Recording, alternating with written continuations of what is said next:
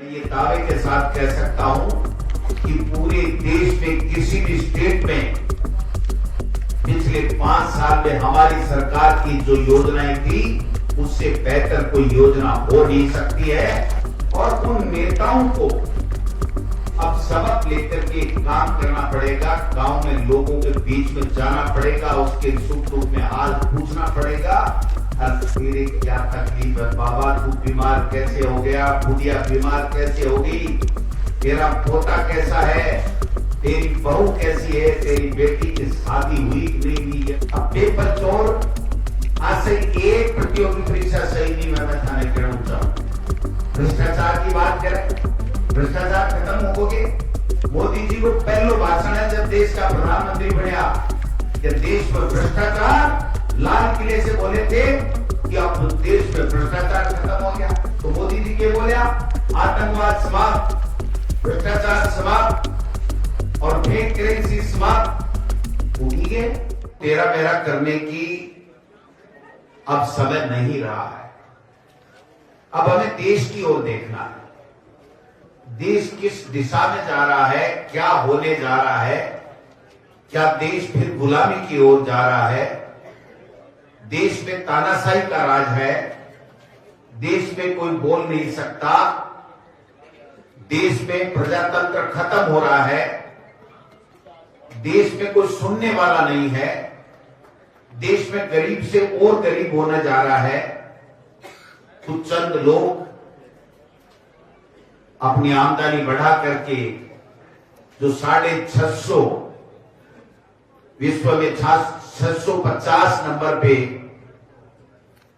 जो पूंजीपति हुआ करते थे वो 1 नंबर 2 नंबर 3 नंबर पे आ गए। कि गरीब और अमीर की खाई बढ़ती जा रही है और हम अभी से तेरा मेरा अभी भी इस बात में लगे हुए हैं कि कमी किसकी रही। मैं एक बात कहता हूं, कुछ लोग खोटा, कुछ लोहार की चोट खोटी और बर्तन बिगड़ गया।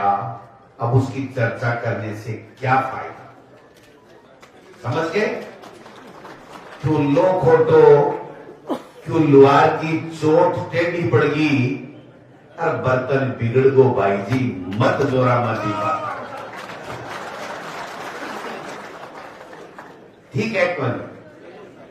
अब आगे की ओर देखो, आगे क्या है, किसान कहां खड़ा है, मजदूर को रोजगार मिल रहा है कि नहीं मिल रहा है, माता बहनों की सशक्तिकरण की बात करते थे वो कहां तक काम कर रहे हैं, नौजवान नौकरी की आस लगाए बैठा उसको नौकरी मिलने की बातें हो रही है कि नहीं हो रही हैं, हमारी शिक्षा का स्तर सुधर रहा है गिर रहा है, हमारे देश की जमीन के ऊपर विदेशी ताकतें कब्जा कर रही हैं या किस प्रकार की विदेश नीति आज बन रही, इन बातों को सोचना पड़ेगा।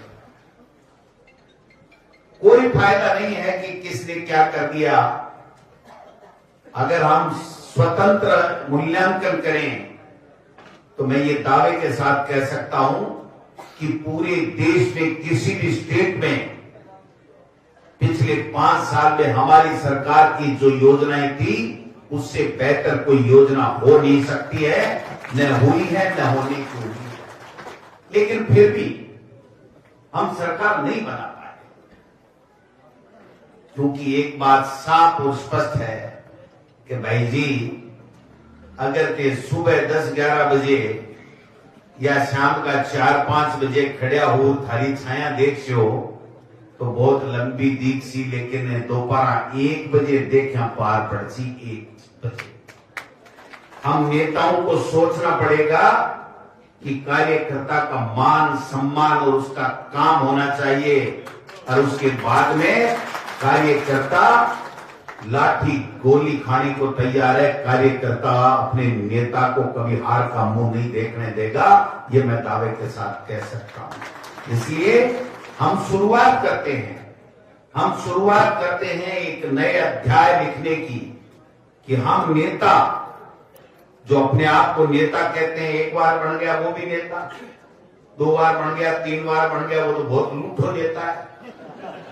और उन नेताओं को अब सबक लेकर के काम करना पड़ेगा। गांव में लोगों के बीच में जाना पड़ेगा, उसके सुख दुख में हाल पूछना पड़ेगा।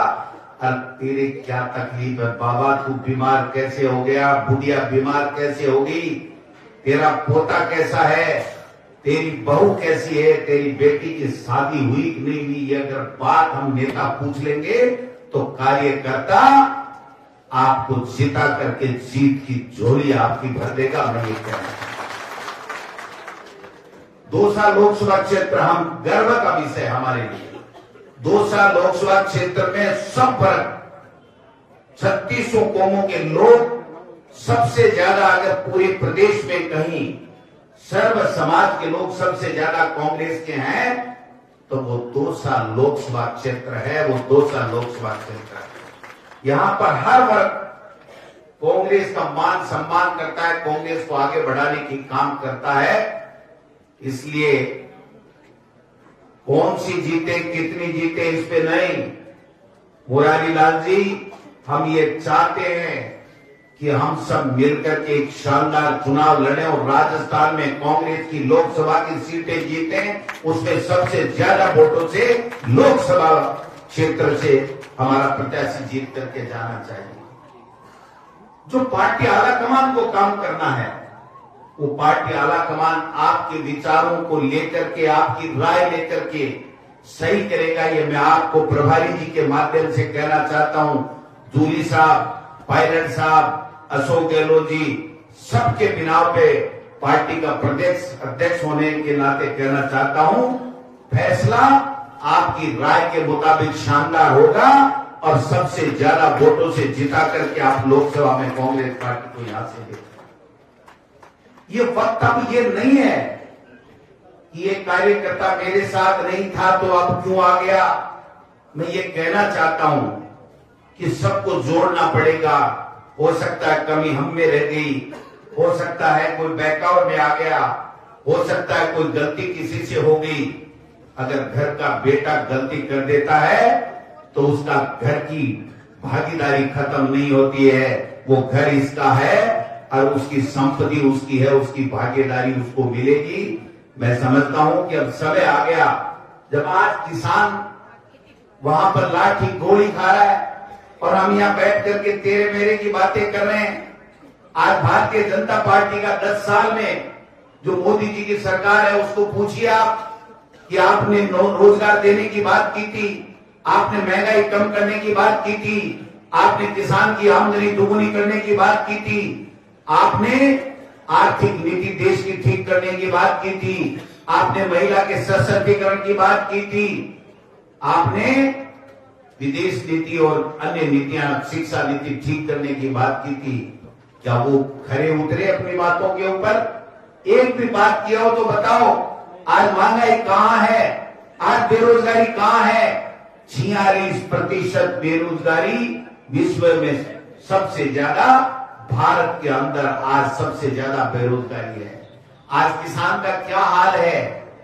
बातें बड़ी बड़ी करते हैं। जब विधानसभा के चुनाव आए तो ये लोग बात क्या प्रचार करते थे? पेपर लीक होगो, पेपर लीक होगो। थारो बाप अब हुए न कर लो कोई जोर है। वो पेपर लीक प्रतियोगिता परीक्षा को तो वैजियां हुए, अब तो कॉलेजा को पेपर लीक हो रही है। एनसीसी के मायने भर्ती लिया नहीं लिया, ई बात को पेपर हो, वो पेपर लीक हो रहे हैं। उत्तर प्रदेश में पेपर लीक हो रहे हैं, गुजरात में पेपर लीक हो रहे हैं, हरियाणा में पेपर लीक हो रहे हैं, पंजाब में पेपर लीक हो रहे हैं। और अगर सकल नहीं हो रहा, जरा मोदी जी राजस्थान में आपको कानून बनने के बाद के मायने लोकसभा और राज्यसभा में कानून किया बनाए पूछो वाले। अगर पेपर लीक राजस्थान में हो तो केवल राजस्थान में हो तो राजस्थान की सरकार पेपर लीक को कानून बना दी हो, उम्र कैद की सजा रख दी। लेकिन मोदी जी ठीक ही बनायो, लेकिन बी टाइम तो जोर कर टापर शायद ट्विटर के ऊपर भाई जी पेपर चोर, पेपर चोर, पेपर चोर है ना को पा दियो। अब पेपर चोर आज से एक प्रतियोगी परीक्षा सही नहीं, मैं थाने कहना चाहूंगा। भ्रष्टाचार की बात करें, भ्रष्टाचार खत्म होगे? मोदी जी को पहलो भाषण है जब देश का प्रधानमंत्री बनया कि देश में भ्रष्टाचार, लाल किले से बोले थे कि अब देश में भ्रष्टाचार खत्म हो गया। नोटबंदी जब 500 और 1000 का नोट बंद किया तो मोदी जी के बोलिया आतंकवाद समाप्त, भ्रष्टाचार समाप्त और फेक करेंसी समाप्त होगी। क्या बात कर रहे हो? झूठ बोल बोल के राज ले लिया। और अगर अब भी हम नहीं संभले तो इस देश जिस दिशा में जा रहा है, मैं दावे के साथ कहता हूं लोकतंत्र खत्म हो जाएगा। आगे आने वाले समय में चुनाव नहीं होंगे, ये बात हमको और आपको समझनी पड़ेगी। आज हम दुआई देते हैं कि विश्व में सबसे शानदार लोकतंत्र अगर कहीं का है तो वो हमारा हिंदुस्तान है। आज पाकिस्तान में चुनाव होने के बाद में कमरे में, ड्राइंग रूम में बैठ करके फैसले हो रहे हैं कि तू राष्ट्रपति बनेगा, तू प्रधानमंत्री बनेगा। अगर हम फिर भी नहीं संभले तो आप सोच लेना आने वाले समय में पाकिस्तान की तरह एक कमरे में बैठ करके और फैसले हो जाएंगे कि ये देश का प्रधानमंत्री बनेगा, ये देश का राष्ट्रपति बनेगा, ये देश के मंत्री बनेंगे और ये अमुक राज्य का मुख्यमंत्री बनेगा। आज गुजरात मॉडल कर करके कान सुन के कान पके। क्या है गुजरात मॉडल? देख लिया आपने? पहले देश में लागू हुआ, किसी देश में किसी मंत्री की नहीं चल रही है। और आज राजस्थान में हम देख रहे हैं मुख्यमंत्री को कह दिया गया कि आप तो हेलीकॉप्टर ले लो, 3 टाइम रोटी जिमो, बढ़िया कपड़ा पहनो और भाषण ठोको तो ही काम है थारो। बाकी फैसला दिल्ली से 85 का आधार के ऊपर इंडिया पर्ची सरकार है। पर्ची सरकार ही ये है कि खुद को फैसलों कुछ ही को नहीं कर सके। लोकतंत्र के, प्रजातंत्र के नाम से डब्बो है। जब ट्रांसफर खुले रहा है राजस्थान के मायने मंत्री और एमएलए, जगह राजस्थान की जनता विधायक बनाया, पामो मंत्री बनया। जा चीफ सेक्रेटरी के करने कहे भाई साहब मेरो एक बाबू बदल दो, मेरो ऐसे लगा दो, मेरे एसडीएम बदल दो, मेरे एएन बदल दो। अरे गोविंद डोटासरा के ला जाए जो थारा से बदला दे से, क्यों चिंता करो, विपक्ष में ताकत है। क्या तमाशा बनाया इन लोगों ने। ये गुजरात मॉडल है भाई साहब, कोई गुजरात मॉडल है कि सांप को बना दो और कहते तू घूमो कर मोदी मोदी बोला जा, बाकी तेरो कोई काम कर। काल अमित शाह जी आया, कहीं करो मंत्री मेरो है 3 मंत्रियों ने 40 मिनट तक तावड़े के मारे खड़ा रखा। वो कहीं है भाई, वो लोकतंत्र है। आज जनता की आवाज, जनता को फैसलो है, भी को सम्मान है। क्या बात कर रहे हो? कहां तानाशाही, कितनी हिटलरशाही आएगी। इसलिए भाई लोगों को सोचना पड़ेगा, समझना पड़ेगा और ये फैसला देश के लिए करना पड़ेगा। आज राहुल गांधी जी पहले 4000 किलोमीटर चले, आज आप देखिए 6700 किलोमीटर यात्रा कर रहे हैं। देश के युवाओं की बात कर रहे हैं, देश की मातृशक्ति की बात कर रहे हैं। देश में जो गरीब है, मजदूर है, उसको कैसे रोजगार मिले उसकी बात कर रहे हैं। देश में भागीदारी, जिसकी जितनी हिस्सेदारी उसकी उतनी भागीदारी की बात कर रहे हैं। जातिगत जनगणना की बात कर रहे हैं। जो केंद्र की सरकार की गलत नीतियां हैं उसको ढंग से उठा करके उसको जवाब मांगने की बात कर रहे हैं। आज इलेक्ट्रोल बॉन्ड क्या है? सबसे बड़ा, देश का सबसे बड़ा घोटाला है ये। और मैं दावे के साथ कहता हूं कि सुप्रीम कोर्ट ने फैसला दे दिया, लेकिन भारत सरकार, अब भी मोदी सरकार कोई न कोई ऑर्डिनेंस लाएगी और एसबीआई को वो सूचना चुनाव आयोग को नहीं दे, इस बात की पुख्ता व्यवस्था करेगी। आप मेरी बात नोट करके रखना। पत्रकार भी यहां बैठे हैं, भारत सरकार कभी भी नहीं देने देगी, क्योंकि अगर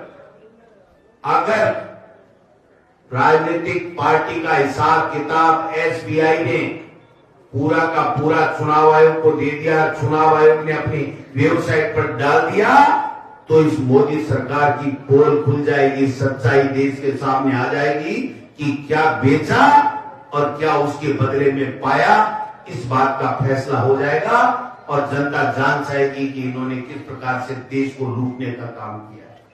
इसलिए भाई लागो मोरिया बात की है न, बात है मोरिया तो विधानसभा में भूलगा जगह भूलना जगह, लेकिन अब लोकसभा के मायने मैंने एक बीजेपी का नेता जी बोले यार मोरिया और शब्द लूटा जरा बड़ी बात मत बोला। मैं कि क्यों भाई थारे की तकलीफ है? बोले मांगे यहाँ बटीर सो लागे छाती में, मोरिया को नाम लेता ही मारा मोरिया भूल गया। तो मैं काल सुजानगढ़ गए रंधावा साहब तो बटीर नयो शब्द ईजाद करे है कि भाई जी अपना लोकसभा के मायने आप बीजेपी के नेता को कटको काट दो।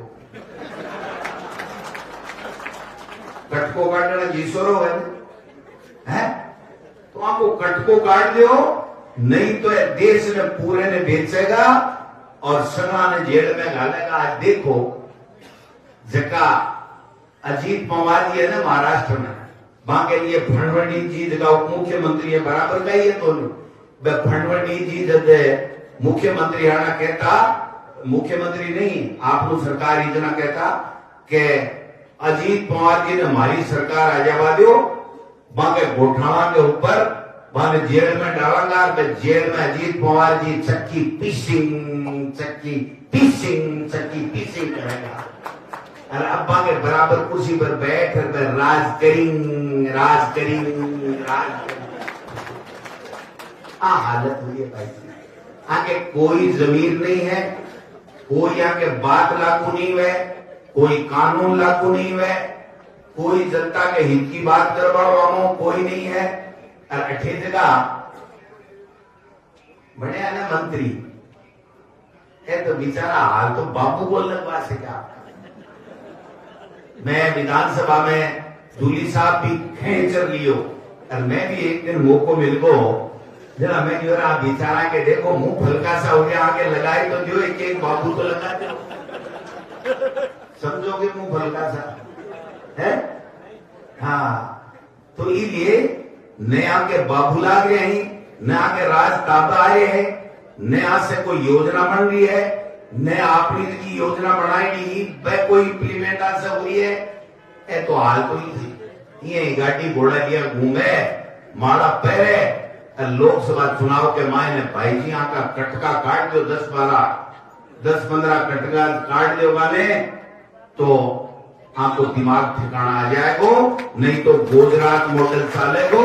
गुजरात मॉडल वही है कि नेता सब बंद और अफसर साहबी हावी, दिल्ली से पर्ची आवेगी और बाद दिल्ली की पर्ची का आधार पर काम होगो। राजस्थान की जनता के हित में कोई फैसला उठा से नहीं होगो। आज गुजरात मॉडल है, ये गुजरात मॉडल ने तो बंद करो। राजस्थान को मॉडल जोरदार है, राजस्थान का लोग जोरदार है।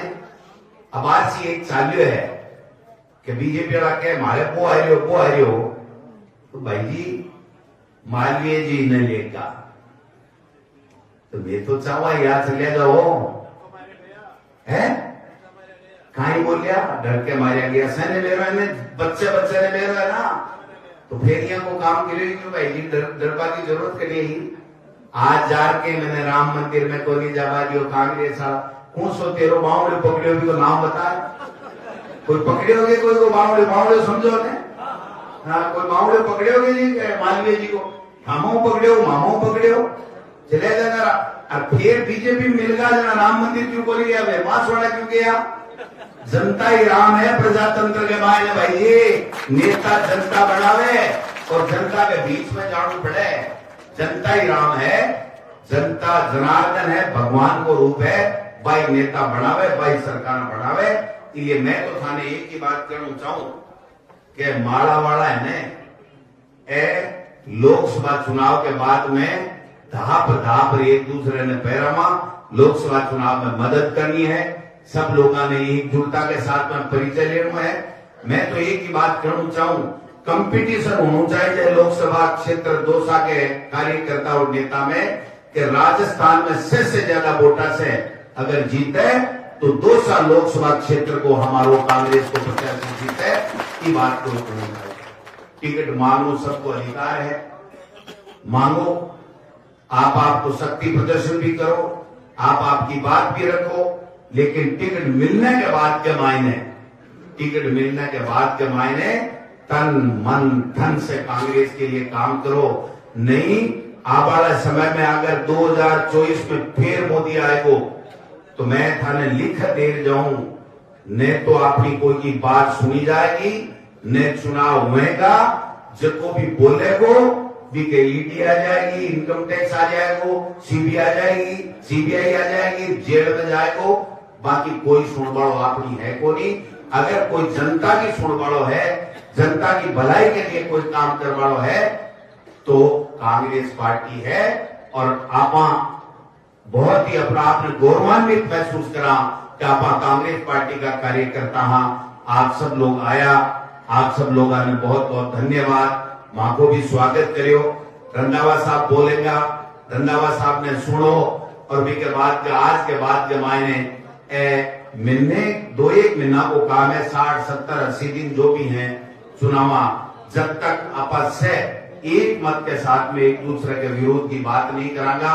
सब नेता ने सागे ले, सब कार्यकर्ता ने सागे ले, 36 कौमा ने सागे ले, और कांग्रेस ने मजबूत करा। कांग्रेस मजबूत होगी, देश मजबूत होएगो, देश मजबूत होएगो तो किसान की भी सुनी जाएगी, नौजवान की भी सुनी जाएगी, बेरोजगार की भी सुनी जाएगी, और श्रमिक की भी सुनी जाएगी। हर वर्ग की सुनवाई होगी और सब लोग उन्नति करेगा।